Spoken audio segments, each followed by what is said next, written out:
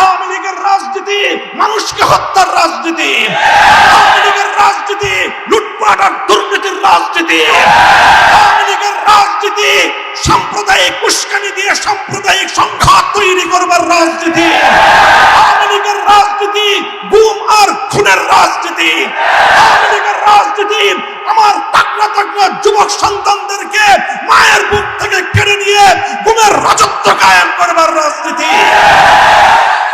এই রাজনীতি আর বাংলাদেশের মানুষ, বাংলাদেশে আর এই রাজনীতি করা যাবে না। শেখ হাসিনা এবং আওয়ামী লীগের রাজনীতি ছিল এদেশের এই মানুষের মধ্যে যেন কোনোদিন ঐক্য প্রতিষ্ঠিত হতে না পারে। আজও বাংলাদেশে শেখ হাসিনার দোসররা আছে, আজও আছে সুশীল নামীয় কিছু কুশীল, তারা এখন মায়া কান্না কাঁদে। খবরদার, হুঁশিয়ারি উচ্চারণ করতে চাই, 5ই আগস্টের স্বাধীনতা সংগ্রামের বিরুদ্ধে, গণ অভ্যুত্থানের চেতনার বিরুদ্ধে যারা কথা বলবে পিঠের চামড়া থাকবে না। আসসালামু আলাইকুম ওয়া রাহমাতুল্লাহ। আলহামদুলিল্লাহি রাব্বিল আলামিন والصلاة والسلام على سيد الأنبياء والمرسلين وعلى آله وأصحابه ومن تبعهم ودعا بدعوتهم إلى يوم الدين. أما بعد، أعوذ بالله من الشيطان الرجيم. بسم الله الرحمن الرحيم. ولا تحسبن الله غافلا عما يعمل الظالمون إنما يؤخرهم ليوم تشخص فيه الأبصار. صدق الله العظيم. বাংলাদেশ খেলাফত মজলিস মাধবপুর উপজেলা শাখা কর্তৃক আয়োজিত আজকের এই সমাবেশে উপস্থিত সংগ্রামী সভাপতি, উপস্থিত বাংলাদেশ খেলাফত মজলিসের কেন্দ্রীয় জেলা ও উপজেলা পর্যায়ের দায়িত্বশীল নেতৃবৃন্দ, উপস্থিত ওলামা পরিষদ সহ স্থানীয় ওলামা নেতৃবৃন্দ, বিভিন্ন রাজনৈতিক দল ও গোষ্ঠীর সমবেত দায়িত্বশীল নেতৃবৃন্দ, মাধবপুরের সর্বস্তরের তৌহিদি জনতা, বাংলাদেশ খেলাফত মজলিস, খেলাফত যুব মজলিস ও ছাত্র মজলিসের বিভিন্ন ওয়ার্ড, ইউনিয়ন ও উপজেলা পর্যায় থেকে সমবেত আমার প্রিয় কর্মীবৃন্দ, আমরা আজকে ঐতিহাসিক আগস্ট বিপ্লবের 1 মাস পূর্ণ করতে চলেছি। এই পর্যায়ে আমি আজকের এই সমাবেশে দাঁড়িয়ে মহান রব্বুল আলামিনের দরবারে শুকরগুজারি আদায় করছি, যিনি দীর্ঘ 16 বছরের ফ্যাসিবাদী স্বৈরাচারী বাংলাদেশের মানুষের বুকের উপর চেপে বসা জগদ্দল পাথরের ন্যায় জালিম শাহী হাসিনাকে উৎখাত করে এদেশের মানুষের জীবনে স্বস্তি ফিরিয়ে দিয়েছেন। আমি শ্রদ্ধা ভরে স্মরণ করছি ছাত্র জনতা সহ ফ্যাসিবাদ বিরোধী আন্দোলন এবং সংগ্রামে যারা অকাতরে বুকের রক্ত ঢেলে দিয়ে বাংলাদেশের মাটি এবং মানুষকে তারা মুক্ত করেছে। এদেশের মানুষের মুক্তির জন্যে, মানুষের অধিকারের জন্যে, ন্যায় এবং ইনসাফের জন্যে, জুলুম এবং শোষণের অবসানের লক্ষ্যে শত শত হাজারো মায়ের বুক খালি করে আমার যে সকল দামাল ছেলেরা, সন্তানেরা, বোনেরা, ভাইয়েরা, বাবারা যারা তাদের জীবন দিয়েছেন, শাহাদাত বরণ করেছেন, সকল ইমানদার শহীদ এবং অন্যান্য আত্মদানকারীদের শ্রদ্ধা ভরে আমি স্মরণ করছি। সেই সঙ্গে আমি আজকের এই মঞ্চে দাঁড়িয়ে স্মরণ করছি 2009 সালে পিলখানা ট্র্যাজেডিতে শাহাদাত বরণকারী দেশপ্রেমিক 57 জন সেনা কর্মকর্তাকে। স্মরণ করছি 2013 সালের শাপলা চত্বরে জালিমের বুলেটের আঘাতে ঝাঁঝরা হয়ে যাওয়া নবী প্রেমিক হেফাজতের কর্মী এবং আলেম ছাত্র জনতা ও তৌহিদি শাহাদাত বরণকারীদেরকে। স্মরণ করছি 2014, 15, 16 সালে ফ্যাসিবাদের গুম, খুন, হত্যাকাণ্ডের শিকার বিরোধী নেতাকর্মীদেরকে। স্মরণ করছি 2021 সালের নরঘাতক গুজরাটের কসাই নরেন্দ্র মোদীর আগমনকে রুখে দেওয়ার প্রত্যয়ে দীপ্ত হেফাজতে ইসলামের শাহাদাত বরণকারী নেতা কর্মীদেরকে এবং দীর্ঘ আন্দোলন এবং সংগ্রামে যত মানুষ হতাহতের শিকার হয়েছে, যাদের অশ্রুতে বুক ভেসেছে, আল্লাহ রাব্বুল আলামিনের দরবারে তাদের সকলের শাহাদাতকে কবুল করে শহীদি মর্যাদা দান করার প্রার্থনা এবং দোয়া করছি। সেই সঙ্গে যারা যেভাবে ক্ষতিগ্রস্ত হয়েছেন, আল্লাহ রাব্বুল আলামিন যেন তাদের সকলের সেই ক্ষতি কাটিয়ে উঠবার তৌফিক দান করেন, সেই দোয়া করছি। বাংলাদেশের বিস্তীর্ণ অঞ্চল প্রতিবেশী সুলভ বন্ধু রাষ্ট্রের পরিচয় দানকারী প্রভুত্ব ফলানো ভারতের একতরফাভাবে অন্যায়ভাবে ছেড়ে দেওয়া বানের পানিতে ভেসে যাওয়া বাংলার দক্ষিণ পূর্ব অঞ্চলের বিস্তীর্ণ বানভাসী মানুষের জন্য সমবেদনা প্রকাশ করছি এবং তাদের এই বিপর্যয় কাটিয়ে উঠবার জন্য আল্লাহ রাব্বুল আলামিনের কাছ থেকে তৌফিক কামনা করছি। দেশবাসীর প্রতি আহ্বান জানাচ্ছি, বন্যায় প্লাবিত মানুষের পুনর্বাসনে আপনারা যার যার সাধ্য এবং সামর্থ্য নিয়ে তাদের পাশে দাঁড়াবেন। প্রিয় সাথী ও বন্ধুগণ, বাংলাদেশে 5ই আগস্টের এই বিপ্লবকে, বৈষম্য বিরোধী এই গণ অভ্যুত্থানকে এদেশের মানুষ বাংলাদেশের দ্বিতীয় স্বাধীনতা হিসেবে চিহ্নিত করেছে। আমিও বলতে চাই, 2024 সালের 5ই আগস্ট অনাগত ভবিষ্যতে এদেশের মানুষের জন্য মুক্তির মাইল ফলক হিসেবে বিবেচিত হবে। 5ই আগস্ট আগামী দিনে হয়তো বাংলাদেশের মুক্তিকামী জনতার চেতনার একটি বাতিঘর হিসেবে জ্বলজ্বল করতে থাকবে। হয়তো আগামী দিনের প্রজন্ম 5ই আগস্টের বিপ্লব থেকে তারা বিপ্লবের চেতনা শিখবে।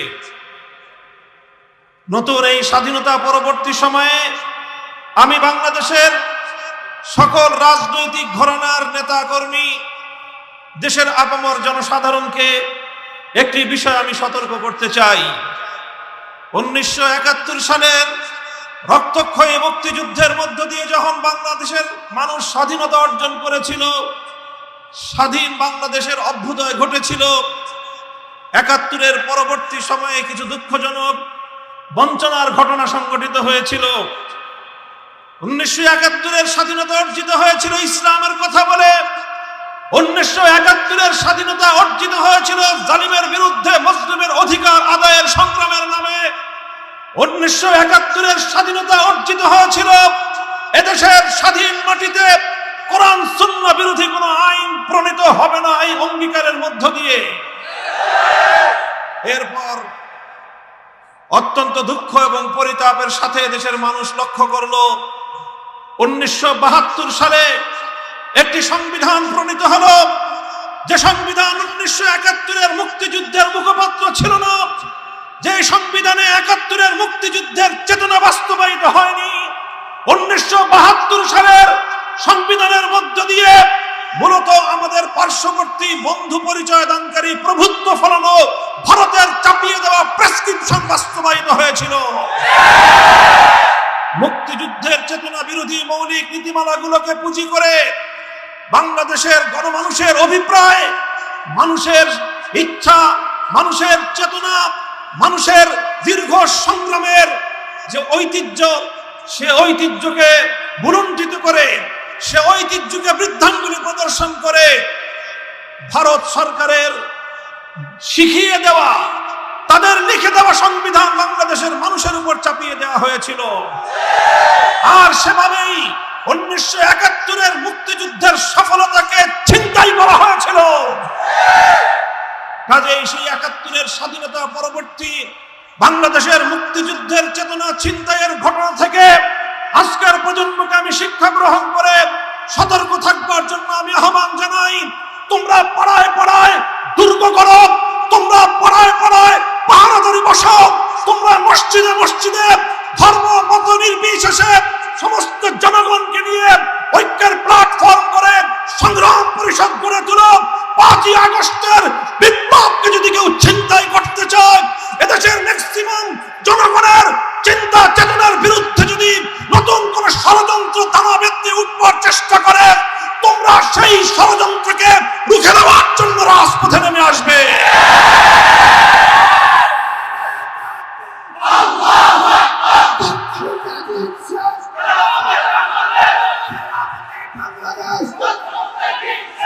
সংগ্রামী সাথী ও বন্ধুগণ, আজকের মঞ্চ থেকে বৈষম্য বিরোধী ছাত্র জনতাকে আমি অভিনন্দন জানাই।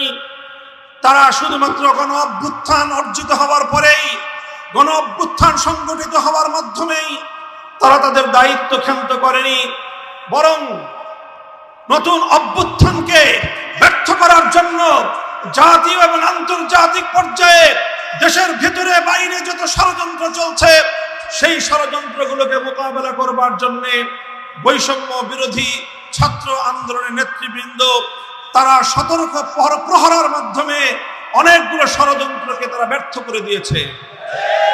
আমি দেশবাসীকে বলতে চাই, বাংলাদেশ খেলাফত মজলিস এবং তার সহযোগী সংগঠনের নেতাকর্মীদেরকে বলতে চাই, হেফাজতে ইসলাম বাংলাদেশ সহ এদেশের আলেম সমাজকে বলতে চাই, শুধু আমাদের সন্তান তুল্য ছাত্র জনতা হয়তো এই বাংলাদেশের ভিতর এবং বাহির থেকে পরিচালিত ষড়যন্ত্রকে তারা যথাযথভাবে মোকাবেলা করার ক্ষেত্রে হিমশিম খেতে পারে।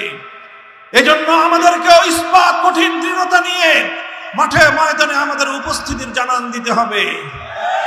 এই বাংলাদেশ আর কখনো ভারতের করদলগত হবে না। এই বাংলাদেশকে ভারতের অঙ্গরাজ্য বানাবার স্বপ্ন পূরণ হবে না। কট্টরপন্থী হিন্দুত্ববাদের আখড়া বাংলাদেশে পরিণত করতে দেওয়া হবে না। বাংলাদেশ একটি উদার মুসলিম রাষ্ট্র। শত শত বছরের আন্দোলন এবং সংগ্রামের মধ্য দিয়ে স্বাধীন বাংলার এই ভূখণ্ড অর্জিত হয়েছে।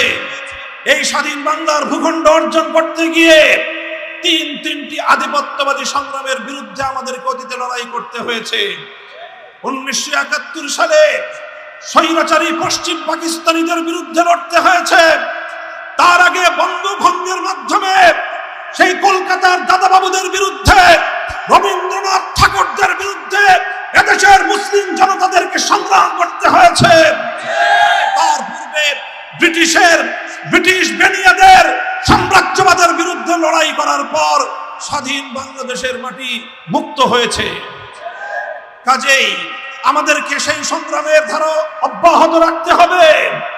এদেশের ৯৭% মুসলমানদের ধর্মীয় চেতনাকে পদপিষ্ট করে কবির রবীন্দ্রনাথ ঠাকুরদের গান বাংলাদেশের মানুষের কাঁধের উপর চাপিয়ে দেওয়ার ফ্যাসিবাদী সিদ্ধান্তকে পরিবর্তন করার জন্য অন্তর্বর্তীকালীন সরকারের প্রতি আমি জোর দাবি জানাবার চেষ্টা করছি। সংগ্রামী সাথী ও বন্ধুগণ, আমি আপনাদেরকে বলবো এবং আপনাদের মাধ্যমে আওয়ামী লীগের নেতাকর্মীদেরকে বলবো, আপনারা এই আওয়ামী লীগ নিয়ে বাংলাদেশে আর রাজনীতি করার চেষ্টা করবেন না। বলবেন কেন? আমি আওয়ামী লীগকে নিষিদ্ধ করার কথা এই মুহূর্তে বলছি না। তবে আমি যেটা বলছি, 1971 সালের পূর্ববর্তী এই দেশ মুসলিম লীগের দ্বারা শাসিত হয়েছিল, মুসলিম লীগের দ্বারা শোষিত হয়েছিল। এদেশের মানুষ মুসলিম লীগের দ্বারা বঞ্চিত হয়েছিল। 1971 পরে মুসলিম লীগের প্রাসঙ্গিকতা বাংলাদেশে আর অবশিষ্ট থাকে নাই। 1971 পূর্ববর্তী সময়ে মুসলিম লীগ যা করেছিল, 2024 সালের 5ই আগস্টের পূর্ববর্তী সময়ে আওয়ামী লীগ তাই করেছে। কাজেই বাংলাদেশের মানুষ যেমন মুসলিম লীগের রাজনীতি আর করে নাই, এদেশের মানুষ আর আওয়ামী লীগের রাজনীতি করবে না। আওয়ামী লীগের রাজনীতি মানুষকে হত্যার রাজনীতি, আওয়ামী লীগের রাজনীতি লুটপাট আর দুর্নীতির রাজনীতি, আওয়ামী লীগের রাজনীতি সাম্প্রদায়িক উস্কানি দিয়ে সাম্প্রদায়িক সংঘাত তৈরি করবার রাজনীতি, আওয়ামী লীগের রাজনীতি গুম আর খুনের রাজনীতি, আওয়ামী লীগের রাজনীতি আমার তাকড়া তাকড়া যুবক সন্তানদেরকে মায়ের বুক থেকে কেড়ে নিয়ে গুমের রাজত্ব কায়েম করবার রাজনীতি। এই রাজনীতি আর বাংলাদেশের মানুষ বাংলাদেশে আর এই রাজনীতি করা যাবে না। শেখ হাসিনাকে বলতে চাই, পালিয়ে গেছেন ভারতে। বাংলাদেশের 1 ইঞ্চি মাটি, বাংলাদেশের 1 ইঞ্চি জলপথ, নৌপথ এবং সড়ক পথ পালিয়ে যাওয়ার জন্য এদেশের মাটি আপনাকে সহযোগিতা করে নাই। আপনি দেশের মাটির সঙ্গে গাদ্দারি করেছেন। আপনার রাজনীতি ছিল বাংলাদেশের মানুষ থেকে প্রতিশোধের রাজনীতি। আপনার বাবার 1972 সাল থেকে 75 সাল পর্যন্ত বাকশালী রাজনীতির কারণে 30 লক্ষ মায়ের বুক খালি করার কারণে শেখ মুজিবের নেতৃত্বাধীন শেখ মুজিবুর রহমানের কায়েমকৃত বাকশালকে এদেশের মানুষ উপড়ে ফেলেছিল। 30,000 মায়ের বুক খালি করে শেখ মুজিবুর রহমান সাহেব তিনি তার একক আধিপত্য বিস্তার করার চেষ্টা করেছিলেন। 15ই আগস্টের মাধ্যমে শেখ মুজিবুর রহমান সাহেব সপরিবারে নিহত হয়েছেন। সেই ঘটনা নিয়ে আমি আমার কোনো মন্তব্য করতে চাই না, কিন্তু বলতে চাই 15ই আগস্টের ঘটনার মূল্যায়ন করতে হলে তার আগে সিরাজ শিকদার সহ বাংলার মাটিতে হত্যাকাণ্ডের শিকার 30,000 যুবকের হিসাব দিতে হবে। তার আগে হাজার হাজার আলেমদেরকে 1971 সালের মুক্তিযুদ্ধ পরবর্তী সময়ে বিনা বিচারে যাদেরকে কারারুদ্ধ করে নির্যাতন করা হয়েছিল সেই হিসাব কষতে হবে। সেই হিসাব না কষে শেখ হাসিনা ঘোষণা দিয়েছিলেন যে দেশের মানুষ তার বাবাকে খুন করেছে তিনি সেই দেশের মানুষ কাছ থেকে প্রতিশোধ নিয়ে ছাড়বেন। সেটা তার 75 সালের ঘোষণা ছিল শেখ হাসিনা। 50 বছর রাজনীতি করেছেন 75 সাল থেকে 2024 সাল। 24 সালে এসে আজ কথা বলতে দ্বিধা নেই। শেখ হাসিনার 50 বছরের রাজনীতি ছিল বাংলাদেশের মানুষের বিরুদ্ধে প্রতিশোধ গ্রহণের রাজনীতি। শেখ হাসিনার 50 বছরের রাজনীতি ছিল বাংলাদেশকে তলবিহীন ঝুড়িতে পরিণত করবার রাজনীতি। শেখ হাসিনার 50 বছরের রাজনীতি ছিল বাংলাদেশের মানুষের মধ্যে একটি এমন বিভক্তি তৈরি করতে এই জাতি যেন আর কোনোদিন ঐক্যবদ্ধ হতে না পারে। কিন্তু আজ বাংলাদেশের আবার বৃদ্ধ বনিতা এক কাতারে দাঁড়িয়ে গেছে। স্কুল থেকে আমার ছেলেমেয়েরা নেমে এসেছে, কলেজ থেকে আমার সন্তানেরা রাজপথে নেমেছে, মাদ্রাসা থেকে আমার সন্তানেরা হাতে হাত ধরে রাজপথে দাঁড়িয়ে গেছে। সকল varsity, public varsity, private university থেকে সকল ভেদাভেদ ভুলে গিয়ে, গরিব এবং ধনীর সমস্ত পার্থক্য ভুলে গিয়ে, মাদ্রাসা এবং স্কুল কলেজের ভেদাভেদ ভুলে গিয়ে, হিন্দু বৌদ্ধ মুসলমান ধর্মীয় পার্থক্য ভুলে গিয়ে মানুষ হিসেবে তারা মানুষের হাতে হাত ধরে অন্যায় এবং জুলুমের বিরুদ্ধে টেকনাফ থেকে তেতুলিয়া তারা দুর্বার প্রতিরোধ আন্দোলন গড়ে তুলেছিল। এই ঐক্যই হলো বাংলাদেশের শক্তি। এই ঐক্যই হলো বাংলাদেশের শক্তি। শেখ হাসিনা এবং আওয়ামী লীগের রাজনীতি ছিল এদেশের এই মানুষের মধ্যে যেন কোনোদিন ঐক্য প্রতিষ্ঠিত হতে না পারে। আজও বাংলাদেশে শেখ হাসিনার দোসররা আছে, আজও আছে সুশীল নামীয় কিছু কুশীল, তারা এখন মায়া কান্না কাঁদে। খবরদার, হুঁশিয়ারি উচ্চারণ করতে চাই, 5ই আগস্টের স্বাধীনতা সংগ্রামের বিরুদ্ধে, গণ অভ্যুত্থানের চেতনার বিরুদ্ধে যারা কথা বলবে পিঠের চামড়া থাকবে না। সংগ্রামী সাথী ও বন্ধুগণ, 5ই আগস্টের এই অভ্যুত্থান চূড়ান্ত সফলতা অর্জন করবে সেদিন, যেদিন জুলুম মুক্ত, অবিচার মুক্ত, ন্যায় এবং ইনসাফের বাংলাদেশ গঠিত হবে। আমরা আহ্বান জানাই সকল রাজনৈতিক সংগঠন, আসুন, শুধুমাত্র নিজেদের আখের গোছানোর কেউ চিন্তা করবেন না। দেশের এই চলমান দুর্বলতার সুযোগ নিয়ে কেউ বাংলাদেশের মানুষের অধিকার নিয়ে ছিনিমিনি খেলবার চেষ্টা করবেন না। বাংলাদেশের বৃহৎ বিরোধী দল বিএনপি, জামায়াতে ইসলামী, ইসলামী আন্দোলন বাংলাদেশ বাংলাদেশ খেলাফত মজলিস, জমিয়তে উলামায়ে ইসলাম, নিজামে ইসলাম পার্টি, এলডিপি, অন্যান্য যতগুলো দল, রাজনৈতিক দল আছে, আসুন আমরা সকলে হাতে হাত রাখি। বাংলাদেশের মানুষ আজকে একটি অর্থনৈতিক মহা সংকটের মুখোমুখি পতিত। শেখ হাসিনা এবং তার দোসররা বাংলাদেশটাকে খোকলা করে রেখে গিয়েছে। হাজার হাজার কোটি টাকা উন্নয়নের নামে পাচার করেছে। শেখ হাসিনার একার পাচারকৃত টাকা আর তার পরিবারের পাচারকৃত টাকা দিয়ে এই বাংলাদেশে হাজারো উন্নয়ন প্রকল্প বাস্তবায়ন করা সম্ভব। তাই আজকে আমি অন্তর্বর্তী সরকারের প্রতি দাবি জানাতে চাই, বিগত ফ্যাসিবাদী সরকারের পাচারকৃত সকল সম্পদ বাংলাদেশে ফিরিয়ে আনতে হবে। শেখ হাসিনা নরেন্দ্র মোদীর ঘরে বসে আমার বাংলাদেশের স্বাধীনতার বিরুদ্ধে, এদেশের ধর্মীয় সম্প্রীতির বিরুদ্ধে ষড়যন্ত্র করছে। তাকে দ্রুত, অতি দ্রুত সময়ের মধ্যে বিচারের মাধ্যমে, আদালতের প্রক্রিয়ার মাধ্যমে, প্রয়োজনে ইন্টারপোলে রেড অ্যালার্ট জারি করার মাধ্যমে হাজারো মায়ের সন্তানের হত্যাকারী শেখ হাসিনাকে ধরে বাংলাদেশের বিচার কার্যকর করতে হবে। আমার 2013 সালের শাপলা চত্বরের শহীদের বিচার করতে হবে। ভারতকে বলবো, প্রতিবেশী আছেন, প্রতিবেশী থাকবেন, আমাদেরকে শোষণ করার চেষ্টা করবেন না, ওই চিন্তা করবেন না। 18 কোটি শাহজালালের সন্তানদেরকে দাবায় রাখতে পারবেন না।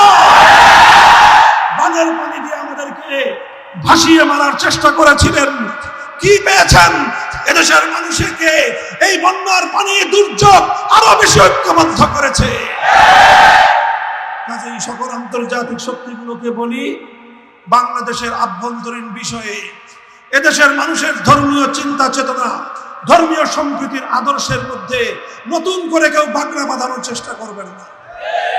মাধবপুরের সর্বস্তরের জনতা এবং আজকের এই উপস্থিতির প্রতি আমার আখেরি পয়গাম, আমরা বিশ্বাস করি চূড়ান্তভাবে যদি ইনসাফ ভিত্তিক, ন্যায়ানুগ, ধর্ম মত নির্বিশেষে প্রতিটি মানুষের সকল অধিকার যদি নিশ্চিত করতে হয়, একভাবেই সম্ভব। তার জন্য একটাই রাস্তা, একটাই পথ, সেই পথ হলো সৃষ্টিকর্তা মহান রব্বুল আলামিনের পক্ষ থেকে প্রদত্ত রাজনৈতিক ব্যবস্থা, খেলাফত ব্যবস্থা বাস্তবায়ন করতে হবে। তাই আসুন, বাংলাদেশ খেলাফত মজলিস আহ্বান করছে আপনাদেরকে, খেলাফত মজলিসের পতাকা তলে শামিল হয়ে, খেলাফত মজলিসে যোগদান করে বাংলাদেশের প্রতিটি অঞ্চলকে, প্রতিটি উপজেলাকে, প্রতিটি ইউনিয়ন ওয়ার্ড, প্রতিটি মসজিদ ভিত্তিক সমাজকে খেলাফতের সংগ্রামী হিসাবে আপনারা গড়ে তুলুন। ইনশাআল্লাহ বাংলাদেশ খেলাফত মজলিস সমমনা অন্য সকল ইসলামপন্থীদেরকে নিয়ে আগামীর বাংলাদেশকে ইসলামী সমাজ ব্যবস্থায় গড়ে তুলবে ইনশাআল্লাহ। প্রস্তুত থাকবেন তো ইনশাআল্লাহ?